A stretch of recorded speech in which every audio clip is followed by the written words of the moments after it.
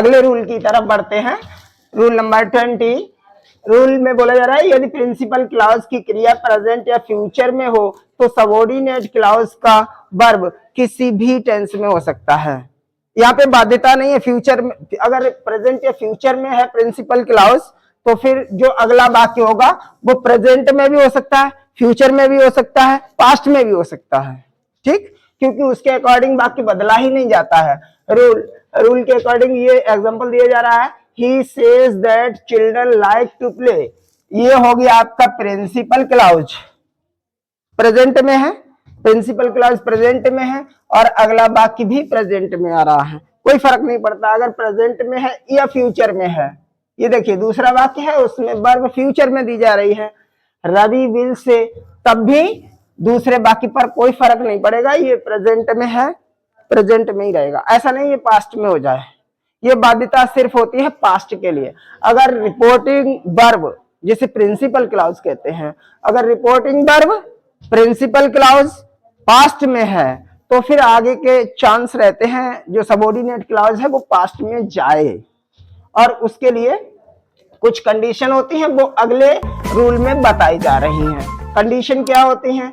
अगर रिपोर्टिंग, अगर है ये जो हमारा सबऑर्डिनेट क्लॉज है उसमें अगर सत्य बात कही गई है, ऐतिहासिक घटना का जिक्र है, कहावत है या किसी की आदत का बोध हुआ है, तो फिर हम आगे की जो क्लॉज होती है उसमें चेंज नहीं ला सकते, चाहे वो पास्ट में हो, चाहे फ्यूचर में हो, चाहे प्रेजेंट में हो।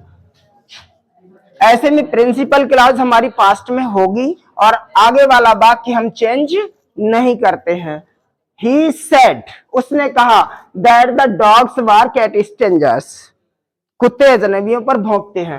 ये वाला जो हुआ ना, ये हमारा प्रिंसिपल क्लॉज है, जबकि शेष वाक्य, गौर से देखो, जबकि शेष वाक्य प्रेजेंट में जा रहा है। ठीक है, the principal clause of second sentence is also in past. इसमें बोल रहे हैं that the earth moves round the sun, पृथ्वी सूर्य का चक्कर लगाती है। अब जब आप उससे चेंज कर दोगे तो अर्थ बिगड़ रहा है, इसलिए ये जो भी सत्य बात है, एक बार फिर से देखो, जो भी सत्य बात है, ऐतिहासिक घटना है, कहावत है या किसी की आदत है, इनको हम चेंज नहीं कर सकते। ठीक है, ऐसे बाकी चेंज नहीं किए जाते, इस बात का ध्यान रखना होगा। अगला, यदि सबऑर्डिनेट क्लॉज ऐसे कंजक्शन से प्रारंभ हो जिससे कोई उद्देश्य प्रकट हो रहा हो, उद्देश्य दर्शाया जा रहा हो सबऑर्डिनेट क्लॉज के कंजक्शन के द्वारा, तो फिर जो उसमें वर्ब आएगी वो प्रेजेंट में तो मे आएगी, वो वर्ब प्रेजेंट में मे होगी और पास्ट में माइट होगी। देख लीजिए, यही बताया जा रहा है रूल में। He worked hard so that, इससे पहले देख लो, ही वर्क्स हार्ड प्रेजेंट में है तो फिर सो दैट के बाद यहां पर माइट कर दिया है, यही गलती कर दी। ठीक, ही वर्क्ड हार्ड ये पास्ट में दिया है और इसमें मे कर दिया है, ये गलती कर दी। यहां पे माइट होना चाहिए था जबकि यहां पर मे होना चाहिए था। ठीक है, इस तरह से आपको ये सारे रूल्स लर्न कर लेने हैं। 23 नंबर पे आ गए हम लोग। रूल नंबर 23 में कहा जा रहा है, इजी सा रूल है, शैल और विल का प्रयोग फ्यूचर टेंस में करते हैं और साधारण कथन के लिए करते हैं। शैल का प्रयोग फर्स्ट पर्सन के प्रोनाउन के साथ, विल का प्रयोग सेकंड और थर्ड पर्सन के प्रोनाउन के साथ किया जाता है।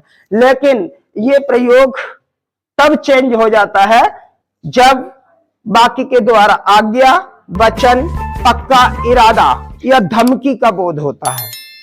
ठीक, बाकी में जब किसी इरादे की बात, पहले इजी सा रूल देखो जो आप अक्सर करते रहे हैं, I shall go to school, मैं स्कूल जाऊंगा, आई के साथ शैल का प्रयोग होगा। We shall play here tomorrow, हम यहां कल खेलेंगे। एक बात और ध्यान रखनी है, टुमारो का प्रयोग फ्यूचर टेंस में करते हैं जबकि यस्टरडे का पास्ट में किया जाता है। ठीक, और जब रूल चेंज होगा, देखिए अदर के साथ क्या होता है, सेकंड पर्सन या थर्ड पर्सन के साथ विल लगता है। ये सिंपल सा रूल है। विशेष रूल के अंतर्गत कह रहे हैं जब वाक्य में आज्ञा, वचन, पक्का इरादा, धमकी इन चीजों का बोध होता है तो हम फिर अपनी वर्ब को चेंज करते हैं। आईवी के साथ विल, अन्य के साथ शैल का प्रयोग करते हैं।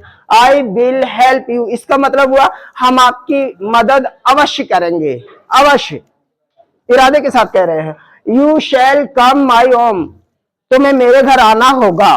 ठीक है, तो ये सारे रूल हम याद करेंगे, उसके बाद सीधे चलते हैं एक्सरसाइज की तरफ।